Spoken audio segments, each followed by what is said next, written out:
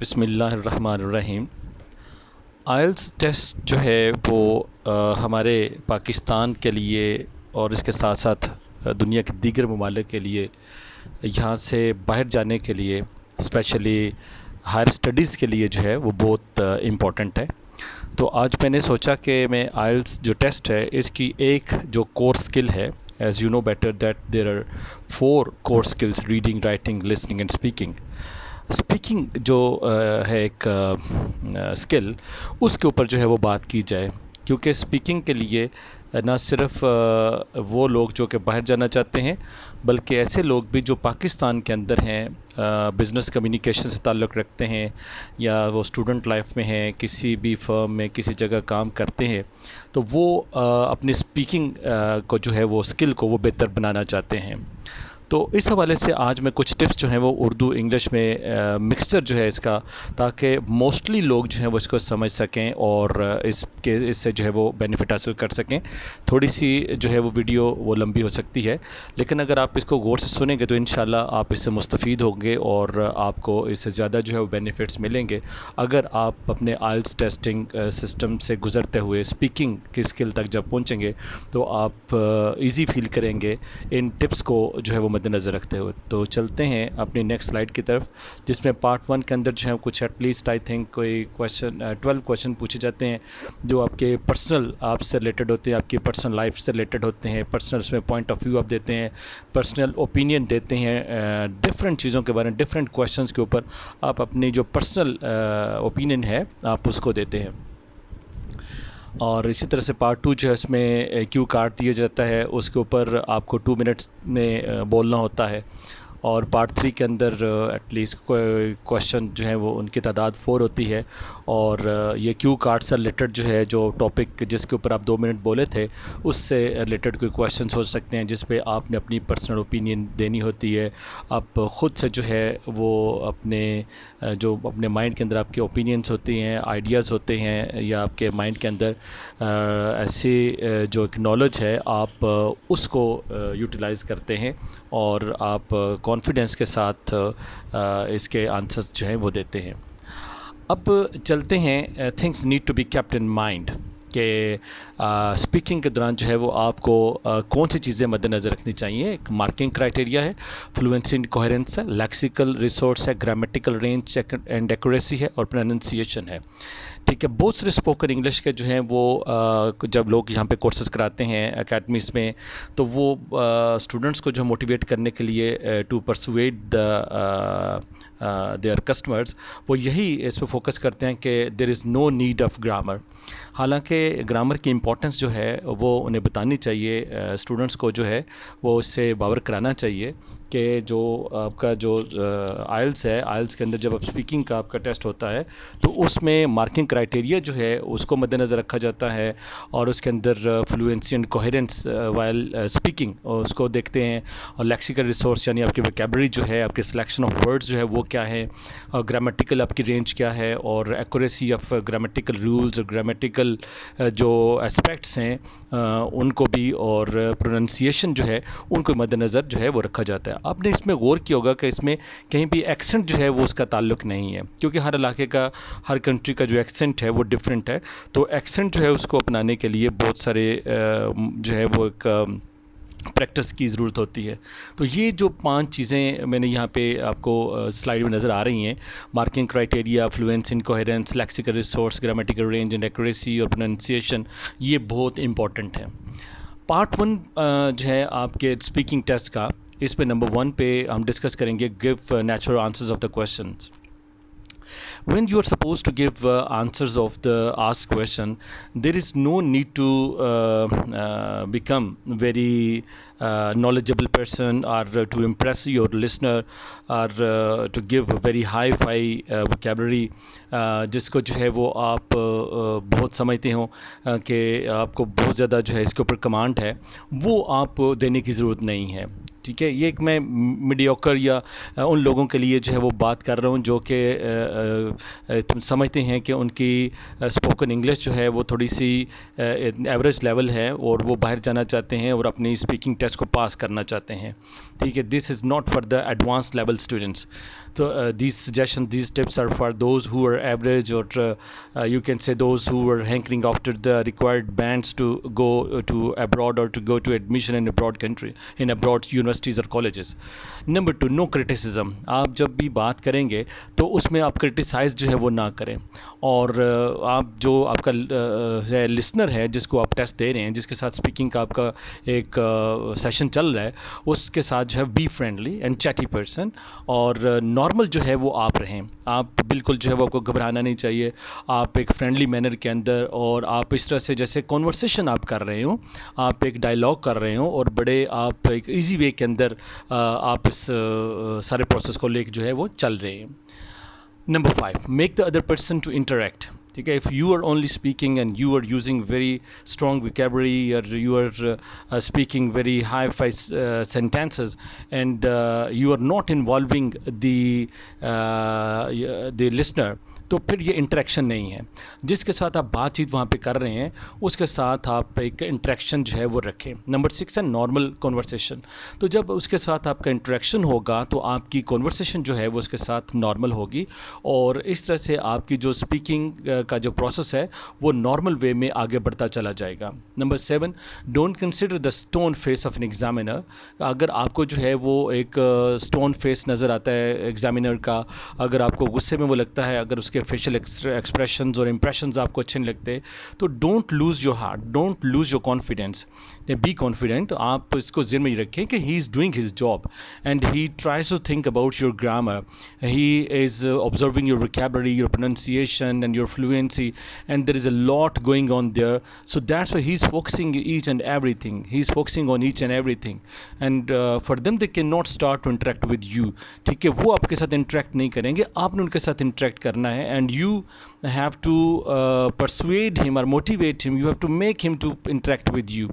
तो आपने जब स्पीकिंग का जो टेस्ट देना है तो उस एग्जामिनर ने आपकी ग्रामर, वोकैबुलरी, प्रोनंसिएशन, फ्लुएंसी को जो है वो आपके सेंटेंस के कोहेरेंस को देखना है, ताकि आप जो है वो इसमें एक टेस्ट में, स्पीकिंग टेस्ट के अंदर जो है वो किस तरह से अपने आप को एक अच्छा एक स्पीकर जो है वो साबित कर सकते हैं. लेकिन आपको एग्जामिनर के एक फेशियल एक्सप्रेशन से जो है वो से कॉन्फिडेंस लूज़ करने की ज़रूरत आपको नहीं है. नेक्स्ट नंबर 10 पे चलते हैं. Don't feel nervous, otherwise it will negatively affect your fluency. If you get nervous, it means that you will lose your confidence, and you will lose what you have in your mind, and you can clam up. और आप अपने confidence को, अपने जो आपकी speaking power है, आपकी जो प्रोनंसिएशन है, आपका जो एक्सेंट है, जो आपके माइंड के अंदर एक कोहेरेंस बना हुआ है, एक आपके माइंड के अंदर एक फ्लो ऑफ कम्युनिकेशन बनी हुई है, वो सारा इस वजह से जाता रहेगा तो चूँकि आप नर्वस हो गए हैं.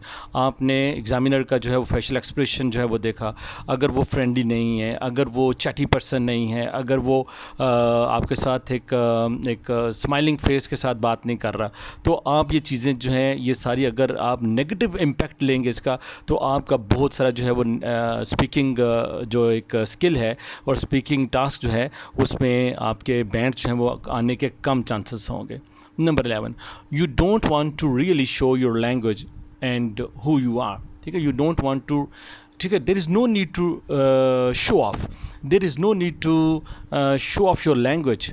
ठीक है, आप जो आपके पास नॉलेज है, जितना आपके पास सिंपल वर्ड्स हैं, जितने सिंपल ओपिनियन है, जितने सिंपल वर्ड्स हैं, आप उनको यूज़ करें, उनको यूटिलाइज़ करें अपनी कॉन्वर्सेशन में. आप उतने इजी रहेंगे. जिसके बारे में आप क्वेश्चन आपको पूछा जा रहा है, आप उसी से रिलेटेड अपना जो है वो आंसर आप उसे रिप्लाई करें. आप बहुत ईजी रहेंगे. आप अपने दाएँ बाएँ से, अपने फैमिली से, अपने फ्रेंड से जो क्वेश्चन उससे रिलेटेड आपको किया गया है, आप रियलिटी बेस के ऊपर जो है उसको आंसर दें, और आप बहुत इजी रहेंगे. आप शो ऑफ नहीं करें, अपनी लैंग्वेज को जो है वो शो ऑफ नहीं करें. जितना आप अपने आप से आंसर बनाएंगे, एक आर्टिफिशियल आंसर बनाएंगे, एक रियल आंसर नहीं होगा, उतने ही आप मुश्किल अंदर जो है वो पढ़ते चले जाएंगे. Number 12, because one of the great advantages or great strengths that you have is that you are very open about when you are as a person, and that's great because it allows you to speak in a very fluent way. क्योंकि अब इसका मतलब क्या है कि आप एक ये आपको ग्रेट एडवांटेज और ग्रेट स्ट्रेंथ आप में शो की जा सकती है कि अगर आप ओपन पर्सन हैं, अगर आप के पास जो स्टोरीज़ हैं वो कंकॉक्टेड नहीं हैं, आप बनावटी जो है वो आंसर्स नहीं दे रहे, आपकी ये स्ट्रेंथ है, आपको ये एक एडवांटेज हासिल है, और आप जो है जो भी आप बोलेंगे वो उसके अंदर फ्लुएंसी होगी, और आपके माइंड के अंदर, आपके जो है दिल के अंदर वो चीज़ें चल रही होंगी, वो आंसर्स आपके माइंड के अंदर होंगे जिनके आंसर्स आप दे रहे होंगे, और वो आप अच्छे अंदाज से जो है उनको दे सकते हैं. Next is don't interact with the examiner. ठीक है, आप एग्जामिनर के साथ जो है वो इंटरेक्ट जो है वो नहीं करेंगे. ठीक है, आप यानी पहले तो हमने कहा इंटरेक्शन इस अंदाज में है कि आप जो है वो एक नॉन वर्बल इंटरेक्शन भी होता है, एक वर्बल इंटरेक्शन भी होता है. ठीक है, तो आप अगर उसके साथ जो है वो इंटरेक्ट करते हैं इस तरह से कि आप को जो है वो जो आप बात कर रहे हैं, अगर आप उसके साथ इंटरेक्शन करेंगे, उसकी अगर बात को जो है आप मुमकिन है कोई ऐसा क्वेश्चन है जिसको आप इंटरेक्शन करते हुए आपको एक डिफ़िकल्टी जो है फेस करते हैं, तो फिर आप अपने कॉन्फिडेंस लेवल को जो है वो लूज़ करते चले जाएंगे. पार्ट 2 में जो है वो हम देखते हैं कि pick a real event and real person from your life and it is much easier to speak about that.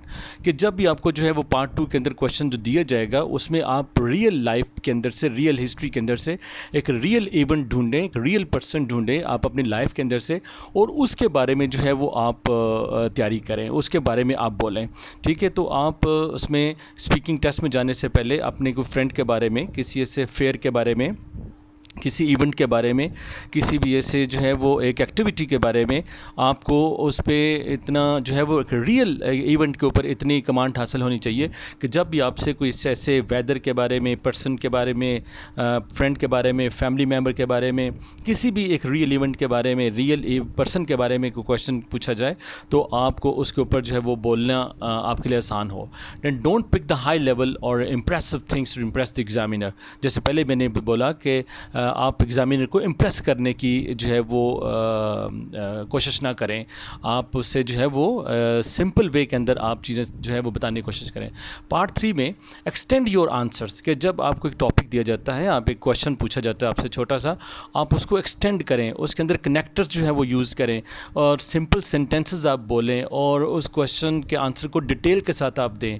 Use real situations from your own life, और इसमें जो है वो क्या होगा कि आप जो आंसर डेवलप करेंगे, आप जो आंसर्स की कहानी एक डेवलप करेंगे, वो इजीली आपके लिए बोलना आसान हो जाएगा, इजीली उस स्टोरी को बनाना आसान हो जाएगा.